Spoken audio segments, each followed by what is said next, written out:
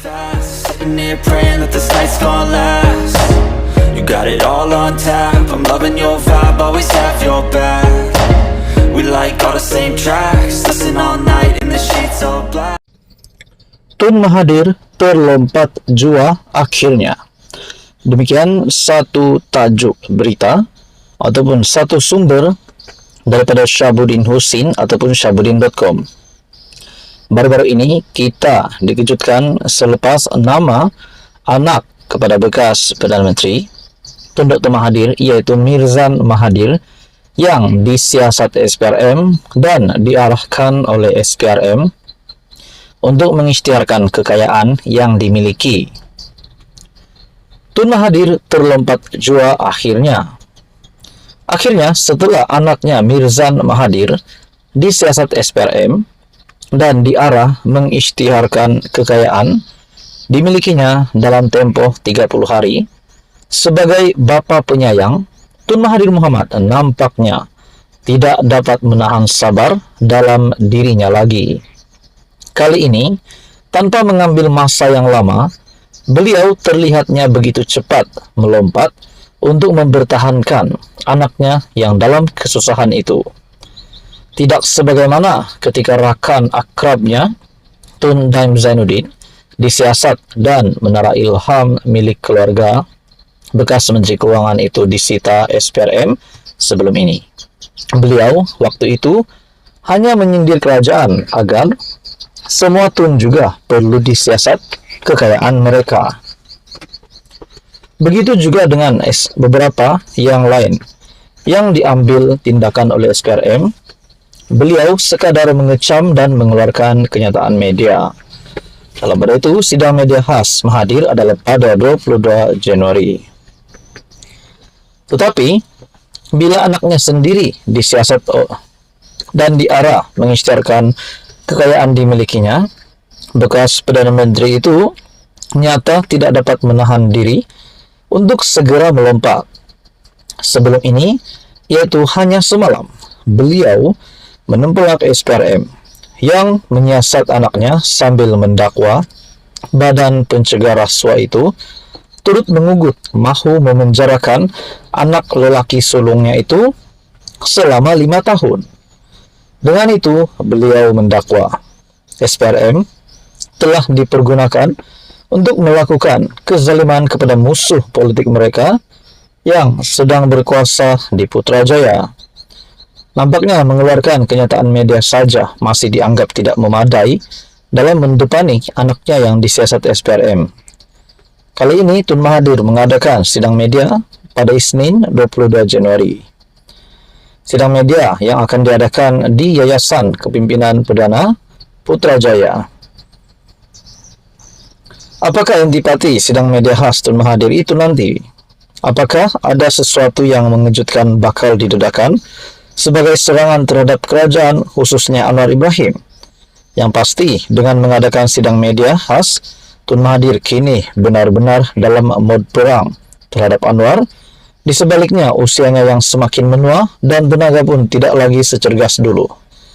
Tidak mustahil beliau juga pastinya akan mula mengumpul semua musuh-musuh politik Anwar, tidak terkecuali blok pembangkang PN, untuk memantapkan lagi keberkesanan perang terhadap Anwar. Seorang yang rajin memerhati gerak politik Tun Mahathir, jangan terkejut jika selepas ini bekas Perdana Menteri 2 kali itu tiba-tiba mengunjungi Najib di mahkamah sebagaimana dilakukannya pada Anwar pada 2016 dulu. Kata beliau, untuk mencapai hasratnya, Tun Mahathir sanggup melakukan apa saja dan beliau sentiasa ada dalil untuk mewajarkan tindakannya. Syahabuddin Husin, 20 Januari 2024. Halo semua, salam sejahtera Malaysia. Selamat datang ke channel Fels Lifestyle. Info padu, info hangat disediakan di dalam channel ini. Untuk bawahan yang amat dihormati, sebelum ini kita mendengar nama bekas Perdana Menteri. Nah, berkaitan dengan penyalahgunaan dana RM700 juta yang melibatkan 2 kerajaan yang lalu. Dan tempo yang disebutkan adalah pada tahun 2020 sehingga 2022, di mana pada ketika itu kita dapat menyaksikan 2 Perdana Menteri yang mengangkat sumpah, yaitu Perdana Menteri ke-9 dan Perdana Menteri ke-8, yaitu Tan Sri Muhyiddin Yassin dan Ismail Sabri Yaakob. Kita juga tahu Ismail Sabri Yaakob sudah diambil keterangannya oleh SPRM. Tetapi persoalannya, di mana RM 500 juta dana itu? Satu perkongsian daripada FB page Prajurit Bangsa, kemana hilang 500 juta zaman Abah, yaitu Muhyiddin Yassin sebagai Perdana Menteri, ketika Perikatan Nasional menjadi kerajaan dulu. Kecoh di media sosial tentang isu penyelewengan dana kerajaan sebanyak RM 700 juta, apabila PDRM menyatakan terdapat laporan polis yang dibuat. Ia telah pun disahkan oleh Ketua Polis Daerah Wangsa Maju, Superintenden Asyari Abu Sama. Pengarah Komunikasi UMNO Datuk Lokman Nur Adam turut mengesahkan bahwa pegawainya telah membuat laporan berhubung perkara berkenaan di Balai Polis Setapak. Terbaru, SPRM mengesahkan bahwa siasatan terhadap penyelewengan ini telah dimulakan. RM 700 juta yang didakwa diseleweng bukanlah satu angka yang kecil. Sewaktu zaman keluarga Malaysia, kos perbelanjaan publicity dikatakan ketika itu mencecah 200 juta. Tetapi penjenamaan dan publicity berkenaan keluarga Malaysia disaksikan sendiri oleh seluruh rakyat Malaysia. Jelajah keluarga Malaysia, billboard, drama, iklan di TV komersial, media massa, media cetak, media elektronik, dan media sosial. Naratif keluarga Malaysia yang menelan belanja publicity RM 200 juta masih lagi dikira masuk akal. Melalui perbelanjaan sebesar itu, diikuti dengan pelaksanaan program-program berkenaan, RM 200 juta yang dikatakan dibelanjakan zaman keluarga Malaysia masih lagi logik untuk dipertimbangkan, yaitu pada semasa pemerintahan Ismail Sabri Yaakob sebagai Perdana Menteri. Berbeza sewaktu zaman publicity Malaysia Prihatin ataupun sewaktu zaman Abah memerintah. Dikatakan anggaran mencecah RM 500 juta. Dana RM 500 juta ini sangat banyak. RM 500 juta kemana dibelanjakan soal FB page Prajurit Bangsa. Sewaktu zaman Malaysia Prihatin, ia adalah tempo pentadbiran berkuat kuasanya PKP di seluruh dunia. Program publicity Malaysia Prihatin tak banyak pun yang dianjurkan seperti zaman keluarga Malaysia. Bermaksud, sebetulnya kos perbelanjaan yang digunakan adalah lebih kecil daripada kos perbelanjaan publicity zaman keluarga Malaysia. Tak logik RM 500 juta dibelanjakan.